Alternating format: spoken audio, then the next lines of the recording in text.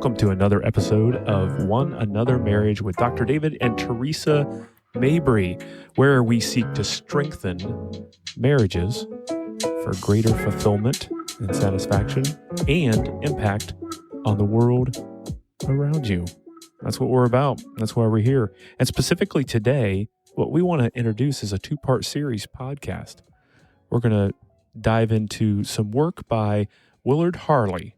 Willard Harley has been a marriage and family therapist for years, and he wrote a book called Love Busters, and we're going to dive into some of that content.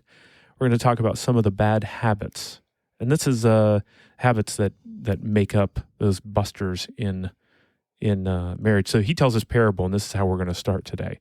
The parable he tells is about marriage as like a fishing net. Each day, fishermen use their nets to catch fish and sell them at the market. One fisherman takes the fish from the net every day, but lets the debris from the ocean accumulate. Eventually, there's so much debris caught in the net, they can hardly cast it out of the boat. When he does, it's almost impossible to retrieve. And finally, in a fit of anger, he cuts the net loose and goes home without it. He's unable to catch and sell fish again until he buys another net. Another fisherman removes the debris every time he retrieves the net with the fish he caught. Each time he casts his net, it's clean and ready to catch more fish. As a result, he catches and sells enough fish to support himself and his family. In this parable, the fish are emotional needs met in the marriage, and the pieces of debris are bad habits that cause unhappiness. So, the point that Harley makes is clean out your nets. And today and next week, we're going to deal with these 6 that he deals with, those unhealthy habits within a relationship. All righty then. Very good. All righty then. Who is that I hear? It's me. Teresa's in the house. That's right.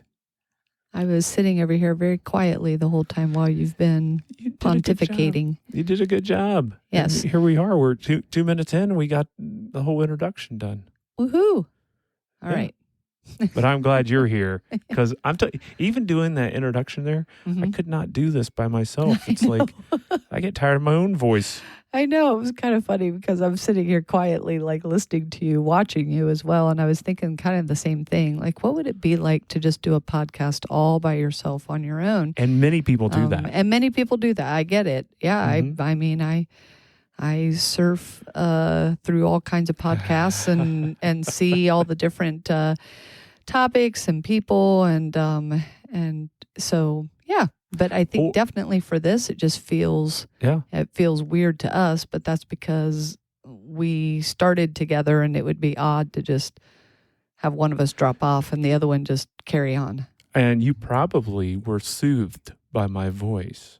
I was, and you were mesmerized. No, not really, but yeah, I think what I heard was we got to ramp it up a little bit because the listeners out there might be like, okay, if somebody's driving and they're listening to that, they might fall asleep. I don't know. They could. It'd be like your voice was just like, oh. My friends, we did mix it up this week, and we're going to try to do things a little differently. We are. We're going to see, just kind of do the summary all at once, and then we can dive right in with things, which I think you have. You could dive right in with. I can. I'm actually. What are you going to do first? You going to shout out or puzzle? Because you had the puzzle this week. Yeah, I know. I think we're going to do the shout out first. So I get to do the shout out today. And folks, I hope you haven't gotten too much into the habit of how we do things because we are changing up. We're changing. We're always looking at how we can do something different, or I don't know, not do the same old every single time. So we can't bore the one another couples out there. Right. But the shout out today, so it is going to, ready? Yes. Are you giving me a drum roll this time? Oh, yeah. I want to do. You're not as good at that. Come on. But I want to do one like like from National Lampoons. Oh my gosh. Blah, blah, blah, blah, blah, blah. All that stuff, yeah.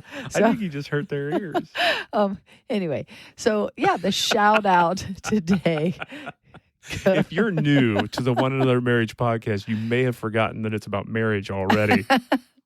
All right. Chicago, Illinois. Chicago. Chicago. All right. Chicago. We do have some We listeners have in Chicago. a steady, maybe one. Who knows? One but person we have, listening to. We who knows? One They or just keep two. listening We're not over sure. and We're- over and over Yeah, again. we're never given. We don't know how many people. We're shown how many plays. Or how many listens So Chicago come, has and Chicago, has several. Illinois has several. And especially what we notice is they seem to listen on the actual day when our podcasts are dropped, which are Tuesdays. They are Tuesday listeners. So they're Tuesday listeners, and so they must be very committed to catching us, or at listening least to us. Chicago shows up on Tuesdays. Yeah. So Absolutely. it could be another day as well, but at least we know that whoever in Chicago, there is a person in Chicago that is right on it. Right. Yeah. So that's the shout out today, Chicago, Illinois. And here is a very kind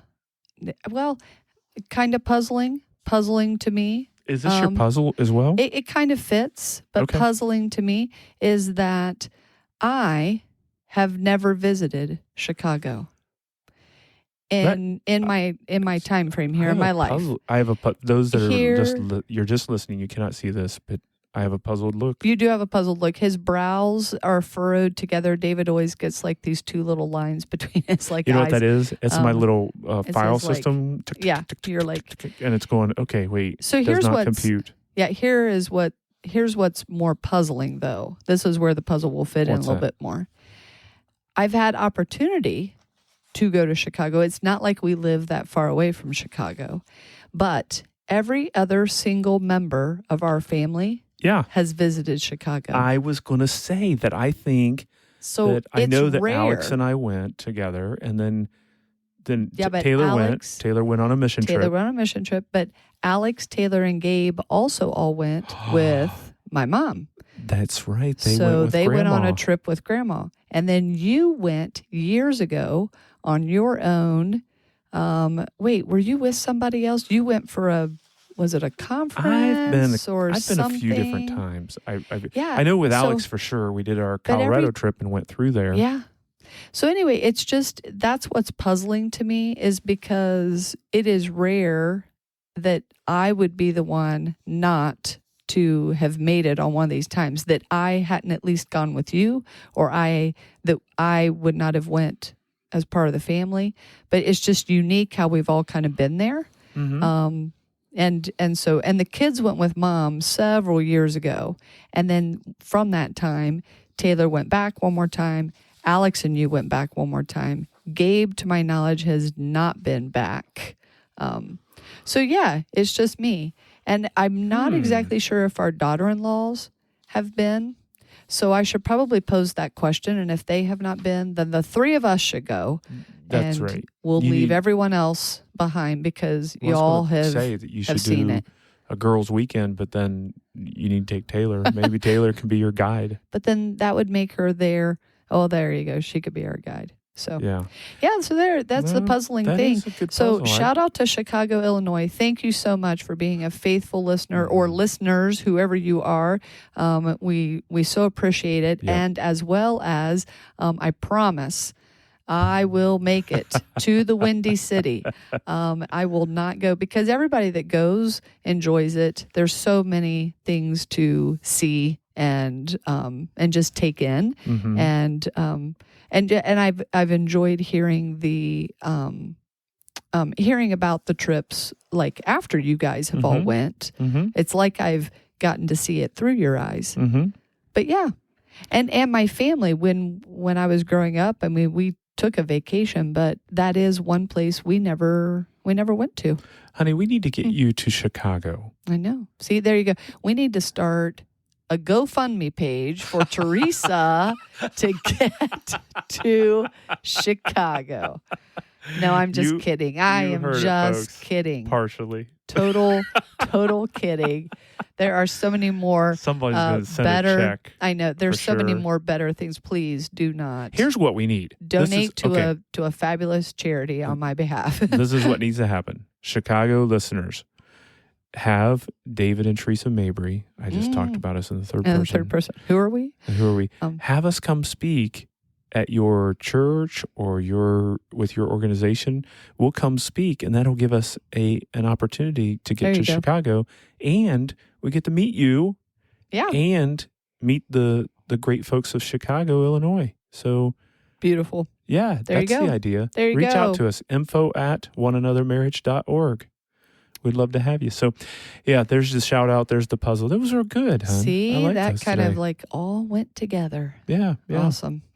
Yeah, I'm really enjoying these shout outs, by the way, because folks, it is fun. We really appreciate you being partners with us, and we recognize that this is helping you, but also many of you are sharing with other people, and we so appreciate that as well. Yeah, thank you very much. Yeah, so let's dive in a little bit let's here. Let's get into our discussion. If I may, I'm going to just once again, I want to give credit. We're we're big proponents of not plagiarizing or letting folks know that.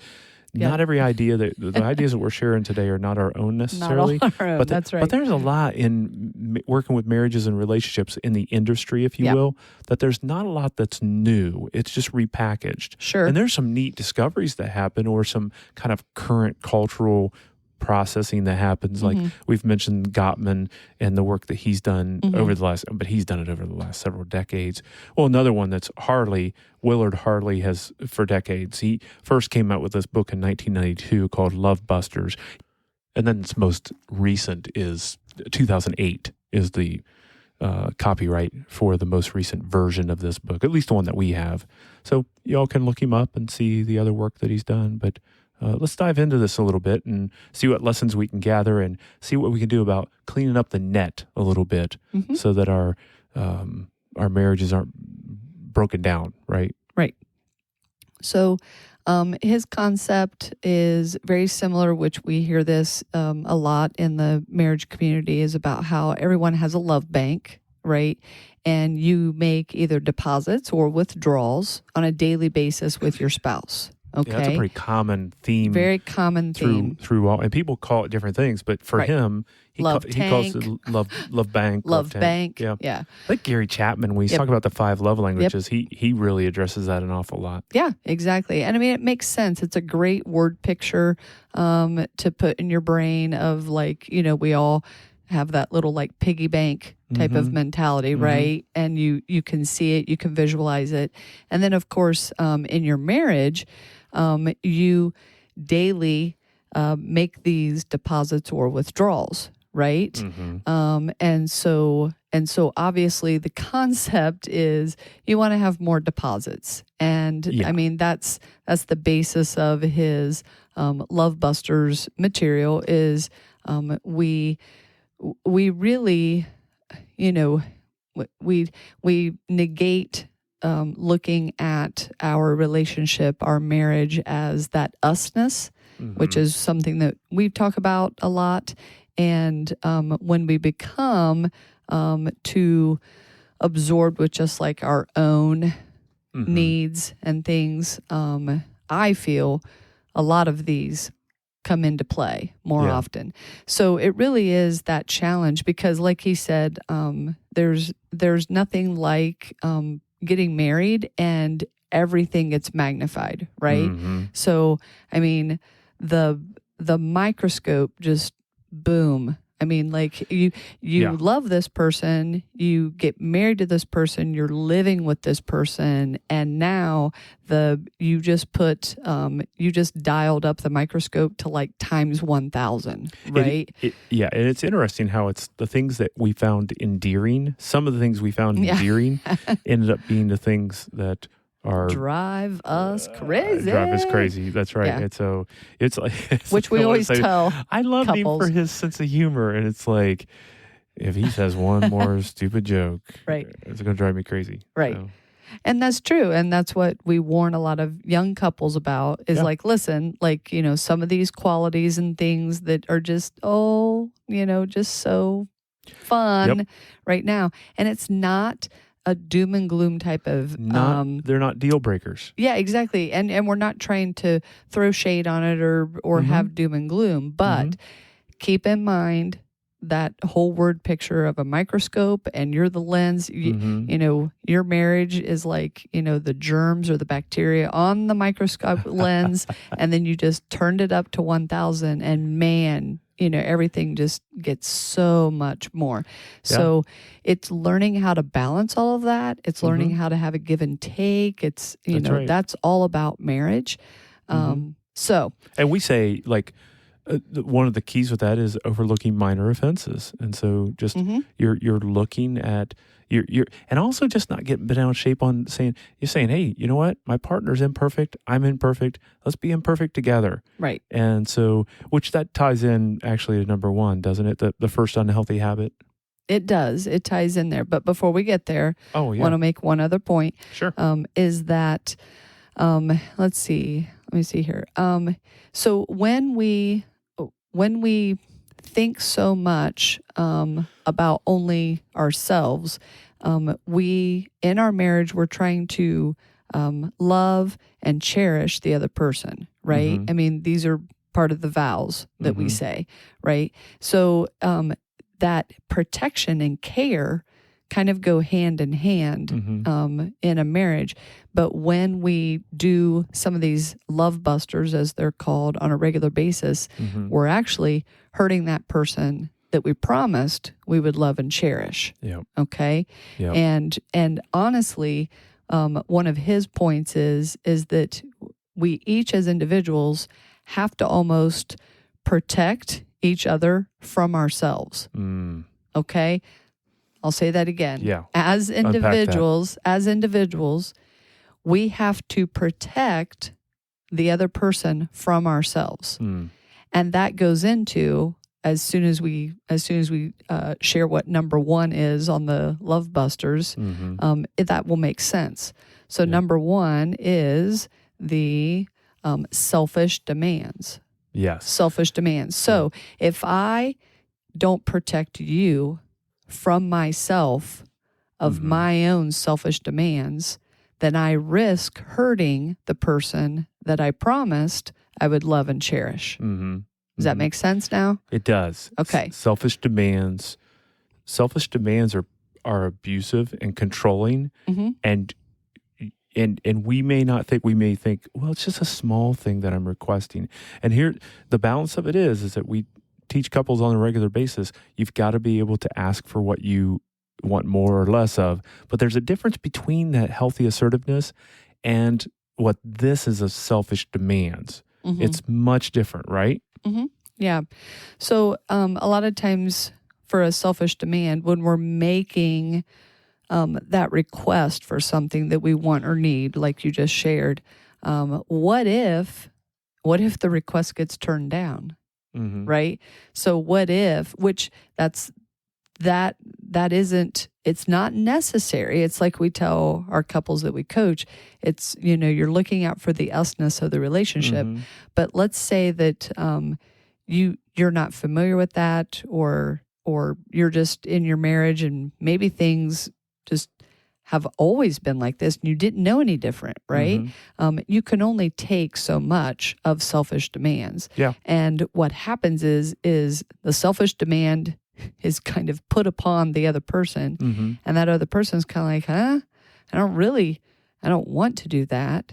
And there could be whatever million reasons for it. Then that's when the instincts kind of turn into like more forceful steps with it. This reminds me of what we also teach about partner dominance. Is that when someone has selfish demands, and when there's the other in the relationship that gives in to those selfish demands, it feeds the selfishness more and more. Right. And it then produces a situation where someone feels dominated by their partner. And some can go many years without saying anything. They just allow themselves to be dominated over top of, and that's not healthy. And so being able to in a relationship, to begin having healthy habits and primarily just healthy assertiveness, and also protect, I like how you phrased that, is that protecting your partner from your own selfishness. Now, before we go on with this, it's important to note that we have also taught and have found that selfishness, self-interest, is the number one enemy of healthy marriage. Mm-hmm. Selfish interest. And because each time... And that does become another love buster. Yes, that's right. So being able to say not make the selfish demands, but to actually be able to share in a healthy way what you want more or less of in the relationship, and actually work as a team on things. Because it doesn't mean that you don't ever come to your partner with something that you want. It just means that you are not going to force away. So I have an example, though. Do you want to hear it? Sure, go ahead. Folks, big announcement in the Mabry household. We're going to get a puppy. We are. I don't say that as a question. We are. We are. Yeah. We're getting a puppy, and we're pretty excited. It is a larger puppy, though. This is not like a brand new, coming from the litter, only a few weeks old. We went the rescue route, which we would encourage many others to do so, but we won't project upon everybody that they have to do that. But there are so many needy dogs out there, dogs that need homes, and so we weren't at first. We were actually looking to a breeder, and then the more we looked and saw that we can find probably a puppy in need, and so that's getting down a rabbit trail there, a dog trail a little bit. So, but I came to you with the idea. Yes. And now a selfish demand would be to show up with a dog. Yeah. And not say anything. Yeah. Or not knowing where you stood with it. Or saying, Teresa, we're getting a dog, and if you don't like it, tough. It's my dog. Live with it. That's right. That's wording of kind of like it's a very selfish thing to do, because what Harley, his proponent, is that when we make those types of demands, we're also depending upon our power. Yes. Yeah. And so who has more power in the relationship? Man, that gets a lot of couples. Yeah, that partner dominance. Once again, let me ask you, how did our dog conversation come across to you? What was that? Right. What was that like in light of this topic? Yeah, I never felt like it was a demand. I felt like you presented it. I mean, first of all, we're dog people. Okay, so that wasn't. Now, if I was truly just not a dog person at all, I think that this would be a different conversation. But we're dog people. Yeah. We've been a few years now without a dog. Yes. And we were recognizing that possibly it was time. But you're the one that's kind of like here more working from home. Yeah. And I'm the one that's out. And so, and now that we're empty nesting, like we just find, you were finding that you had some extra downtime or free time, and just kind of the ebb and flow of my day was different, where I could do a lot of work, but every once in a while, you just to have that company, have my kind pal of like right there. Yeah, right there. So that was how it was started to present itself. And then folks, that we have discussed this at like over a year. Yeah. Okay, so there's no demand if it's truly taken like over a year. Yep. So when I think of like selfish demands, I think of like it's a kind of a this is happening now type of deal. Yeah. Right. Yeah. Right. Someone showing up with, which we've coached couples before, where they make major decisions, like major purchases, major for instance, purchases, right? And they don't tell their partner, and that causes problems. Now, I'm going to disagree slightly with Harley in his book, because he's a proponent for what he would call these policy of joint agreement is what he have. And his policy is to never do anything without an enthusiastic agreement between you and your spouse. Right. It helps, his claim is it helps couples avoid selfish demands by forbidding decisions that are not mutually beneficial. Now, I believe that wording, if him and I, if we were sitting here talking about it, we'd probably be on the same page. But I think the wording is contradictory a little bit, because I believe you can have a decision that is mutually beneficial and not necessarily enthusiastically held by both. That word enthusiastic throws me off a little bit, because there have been decisions that you and I have made where maybe you were enthusiastic about it and I was just compliant, maybe too soft of a word, but I was like, okay, I'm not doing cartwheels here, but I'm I can be supportive of it. Right. Now, where I would agree, if Harley is saying this, and that is when a decision is made where you decide something and I'm really opposed to it, but you're dragging me kicking and screaming, Yes. kind of thing. And so I think sometimes there are decisions. Yes, you need to be on the same page. Right. But that word enthusiastic, I think, throws me off. What do you think? Yeah, no, I would agree. I remember looking at that too, thinking the same thing because first of all, I mean, there are certain things that I get enthusiastic about, but I don't know that I need to have that type of response all the time for everything, right? So, and even with the dog, like we met the dog, and then we had a home visit with the dog, and we're still not going to get the dog here for a couple of weeks just due to some life things going on. But I'm certain that once the dog is in our house and it is our dog, yes, I will be more enthusiastic, right? Because I really do love dogs. Yeah. And dogs love you. Dogs love me. Folks, that's the other folks. thing. Teresa Mabry is a dog whisperer, and she doesn't even try. They just come right to her. Like this little girl of a puppy. She just came right up next to Teresa. In a heartbeat. And so I know, but my reserve comes across in, this is a big decision. I mean, we're adding in, this isn't a decision that you just kind of make lightly, like, oh, well, if it doesn't work out, we just send it back to the, rescue place. Oh, that would be awful, So like that kind of weighs on me like, okay. But yeah, my enthusiastic response, I probably wasn't to the same level of enthusiasm that you were on certain things, but we were in agreement. And the last thing I want to say about like the selfish demands is if you're truly making demands of your spouse, it's like and you expect their obedience, you are being way more controlling and manipulative than you think. Yes.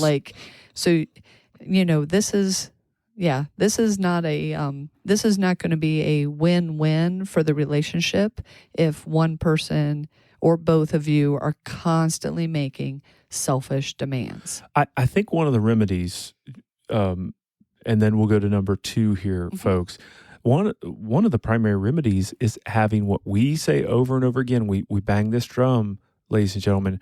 Communicate on a regular basis about more than just kind of business items. Right. Be more than just married cohabitators, but actually have daily communication on wishes, hopes, and dreams, puzzles. How we can serve each other. This is how you can be more helpful. The touch that I appreciate is you encourage me in this way. What would bring me peace would be those questions being answered day by day. And then it's in the process of that healthy communication that like I can say a goal, and I'm sure it came out in our time of goal, saying, you know what, I'd really like to have a dog. I'm working in the office during the day, and it'd be nice to have a companion there when you're off to work. And that daily communication would be key. Right. Which is all of that. And he talks about that where if you do have the selfish demands and you're being manipulative and controlling, you're doing the opposite of the love and cherish, right? And basically the other partner will resent you. You're building resentment. Yeah. So when you want to have an ask, like you said, then his proponent is you need to do better at negotiating. Yes. And not demanding, right? So become better skilled at how to ask for what you would like or want or need in the relationship. Also understanding, though, that there should never be controlling or manipulative to get it. Yeah, it's things like, hey, this is something I want more or less of. The options I've considered are A, B, and C. My preference is A. Right. Just those sort of, and what is your preference? Right. Those sort of conversations. Well, that leads us to number 2. And so number 2 of the unhealthy habits, or the love busters, as Harley calls it, and that is disrespectful judgments. Right. They are attempts to, quote unquote, straighten out your spouse's attitudes, beliefs, and behavior by trying to impose your own way of thinking, usually through, get this, son, lecture, ridicule, threats, and other forceful means. That sounds like a miserable marriage. Like, that sounds miserable. Disrespectful judgments. So it reads almost like one partner trying to be the parent of the other. Right. Well, yeah, and that's what I think, that's what we've seen. I mean, unhealthy once parent, again, by the way. Yes, an unhealthy parent. That's what we've seen a lot of times over the years, right? That's what we've heard as well and read. I mean, like when we're reading our marriage, when we're doing research in the marriage industry, when we're looking at some of these other books, when we're, reading blogs and other things, I mean, like there's always an example of couples who, this is just part of their DNA a lot of times. Like this is truly how they live. And then they wonder why their marriage is just going so awful. So, bringing some of this to light, I mean, like it just, that whole concept, once again, I need to protect you from me, right? And so I may assume that my view is the right view, but that doesn't mean that I need to have you walking around on eggshells just because you might not feel it. And so I have to stop and look at the perspective that my spouse has, that's you. And if it differs from mine, is that okay? Is it okay? I mean, there are going to be some things that you need to be on the same page with, but there may be some other things that, you may not be on the same page, but are you listening to each other? Yeah. Yeah. It usually, remember, disrespectful judgments stems out of a selfish heart. Right. So you have selfish ambition that starts, and then you go into this disrespectful. They're both abusive. Both those approaches, one leads to the other. But how unhappy. Right? Very unhappy. Gosh. But this one particularly, it's usually the partner that goes to this one, and sometimes it can be both, by the way. But if a partner goes to this and speaks this bad habit into the relationship, it's usually disguised as, I'm trying to help you out. Yeah, that's right. I'm doing you a favor by correcting your behavior. Right. I'm doing you a favor by ridiculing. I'm by just, if you'll get it if I maybe mock you, cut you down, correct you in public, even if I shame you. Those are all part of the same category of disrespectful judgments. It was funny because he listed some questions. Oh yeah? For people. Yeah. So if you don't know if this is you, just think about this. Put it on a scale of 1 to 7. I'm going to take the test. Go ahead. 1 is almost never, and 7 is all the time. Okay. So, and you just nailed half of them. Does your spouse ever try to, quote, straighten you out? Okay.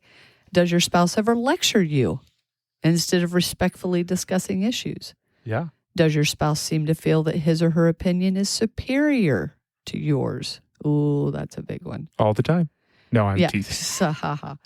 When you and your spouse discuss an issue, do they interrupt you or talk so much that you're prevented from having a chance to explain your position? That shuts down a lot of spouses. I mean, we know a lot of couples that the other one truly struggles so hard with listening, they just interrupt. Partner dominance. Yeah. Once again, goes back. That's right. a way of dominating. Right.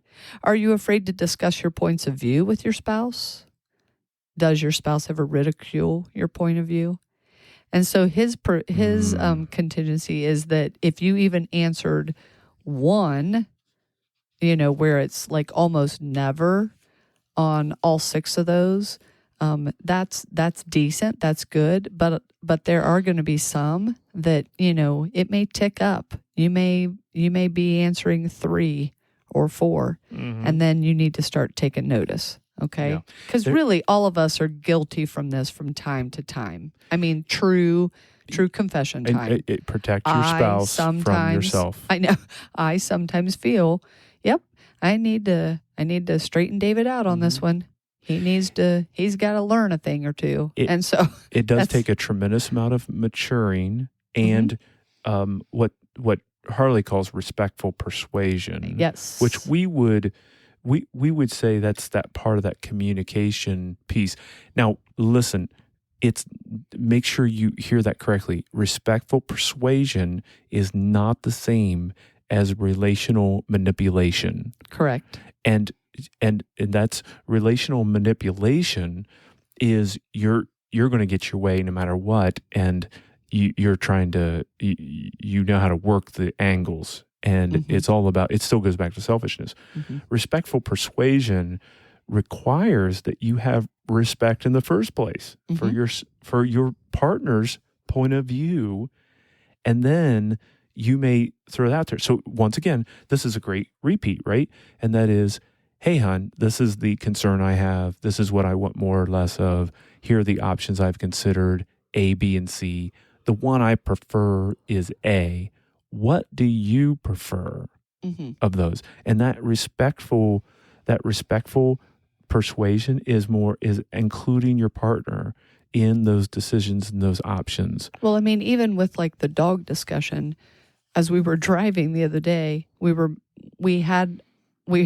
both felt like, okay, we're going to pursue this, but we were just very deliberate with having the conversation to hear each other out that one last time before we would make the phone call and say, yes, we'll take the dog.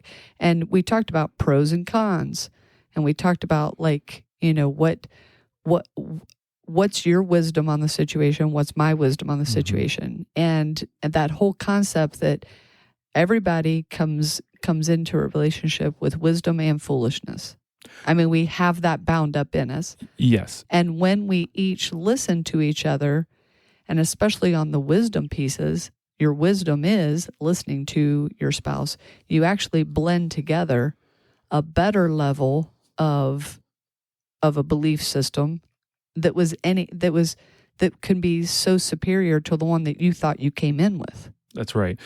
I'm glad you brought that example up, because I actually asked a question I didn't want to ask. I remember intentionally thinking in my brain, because folks, listen, I want a dog, and I do want this dog. I when I met her, I thought, yeah, I think this is the dog. And then seeing her again, they did a home visit, and so I intentionally, though, knowing that I wanted to have that respectful decision between the two of us, I asked a question. I said, why should we not get this dog? Yes. And even when you asked it, I thought, oh, he really doesn't want to ask that. He's asking that on purpose. I didn't want to, but I knew that was an important question for us to answer. We'll just chalk that up to almost like 32 years together. Okay. I wanted us to list out, and if we could convince ourselves not to do it, then we shouldn't do it. But I resisted, and then I said, nope, this is a way. Plus, I knew it would be helpful for you, who was perhaps less convinced, not as enthusiastic, right? to be able to voice. You had the right to voice the reasons why not to, and kind of get that out there, and then for me to validate some of those concerns. So I think that makes a huge difference. So I think we have time for the last one for this one, and then we'll do 3 for next podcast. When you tune in next week, we'll hit the last 3. This one we can hit pretty selfish quickly. Demands, disrespectful judgments, and this third one is Angry Outbursts. This seems like a no-brainer, but at the same time, we've coached enough couples to know that this happens, and then sometimes it happens, obviously, and people are just honest, and they just say, yeah, we have this. But then others try to hide it. But angry outbursts are they're deliberate attempts to hurt your spouse because of anger, and usually in the form of a verbal or physical attack. And we'll tell you, folks, this should have no place in your marriage at all. When you have these selfish demands, and then you have disrespectful judgments, and then when those fail, then the spouse, one spouse or the other, one partner or the other, will have an angry outburst. And it may start, your partner may have angry outburst toward other places, everyone but you. But then all of a sudden, you may become, in time, you may become or have become the recipient of the angry outburst. And they are ultimately abusive and controlling, like the other two, but these are much more overt. And so the person in the relationship that walks through these, it's an area that definitely should be curbed as soon as possible. First off, if you're a partner that's a recipient of angry outburst, do not tolerate it. Walk through a process by which you can have that removed from your relationship. Right. Yeah, because there's nothing to be gained from anger in that way. And in most cases, it's a form of punishment to use, right? And so punishment never solves problems, okay? It just only makes the other person, the punished spouse, feel more like pain, or that they in turn then would inflict punishment on you. And now we're in a, we've talked about this before, you're in a crazy cycle, right? And you're just on the hamster wheel and you're just repeating your same old pattern over and over again. And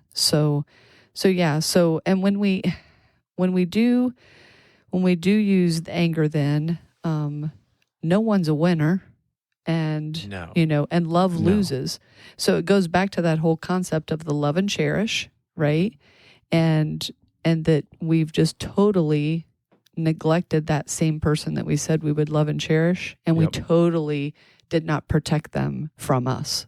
No, not at all. And folks, we would push it even further in saying, if you find that you are struggling with angry outbursts, go seek help.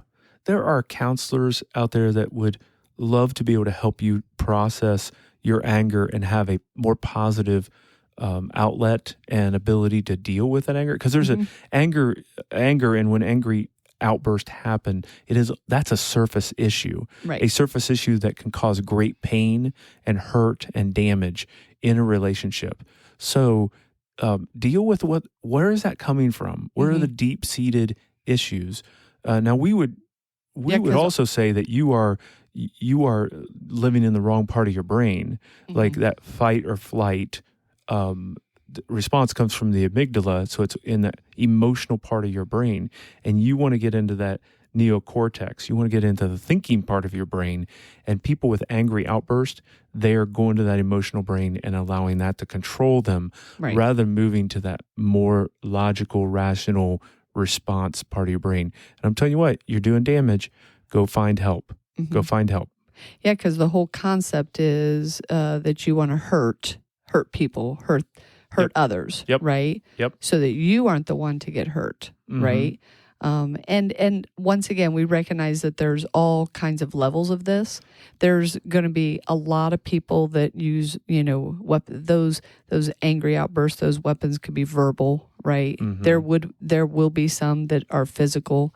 Once again, we definitely would caution, if you're in a relationship or a marriage where there's physical anger being acted upon you, then you need to remove yourself and go get some help. Remove yourself immediately. And there are no bones about that. Yeah. If you are in physical danger and we would count some emotional danger as well, the trauma of the verbal abuse as well.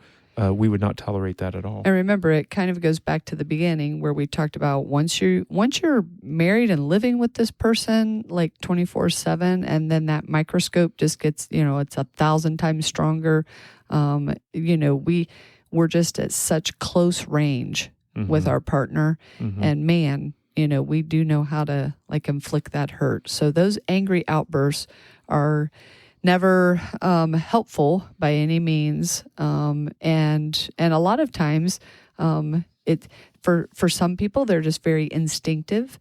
They have used them so often in all their different relationships in their life, and then they find this person that they say they're going to love and cherish, and they get married to them, and the next thing you know, it's instinct kicking in of just like, oh well, I didn't get my way, I know what to do here. Angry outburst, right? So, well, it just strikes me that these first three that we've hit, the direct opposites of them is a one another marriage. Absolutely. So one another marriage is a mutually beneficial reciprocal relationship. Mm-hmm. So let's think about those opposites as we do a final review. Mm-hmm. The first one would be selfish demands, and the opposite of that is to think of your partner Mm-hmm. rather than just yourself, Mm-hmm. to lay yourself aside and actually work as a team, which that would connect to the second one, disrespectful judgments. It's being respectful in your decision-making process, valuing your partner's view and opinion. And then the third one being angry outburst. The opposite of that is to be able to actually be in your thinking brain and respond to one another, have control of those emotions, and be able to respond to one another in love, and not in irritability towards one another. Mm-hmm. So those are the three for this week, and next week we will capture the others. Right. So, hey, thanks you, everybody, for joining us. And before we go today, we have our verse that we want to share with you. And David, you have the verse. And you know what? We're going to do Philippians chapter 2, verses 1 through 4. So we actually have 4 verses, if you'll bear with me. Okay. If you have any encouragement from being united with Christ, if any comfort from his love, if any fellowship with his Spirit, if any tenderness and compassion, then make my joy complete by being like-minded, having the same love, being one in spirit and purpose. Do nothing out of selfish ambition or vain conceit, but in humility consider others better than yourselves. Each of you should look not only to your own interest, but also the interest of others. That is our verses for the week. Those are very good. Philippians 2, 1 through 4. Folks, thanks for joining us again this week on One Another Marriage. And we ask for you to rate, review, subscribe on Apple iTunes, particularly since most of you are listening on Apple. And the final thing would be to share with others. That's right. So, hey, we look forward to having you come back and join us for part 2 of Love Busters. And we unpack the first 3 today, and we'll do the next 3 the next time. See ya. Bye-bye.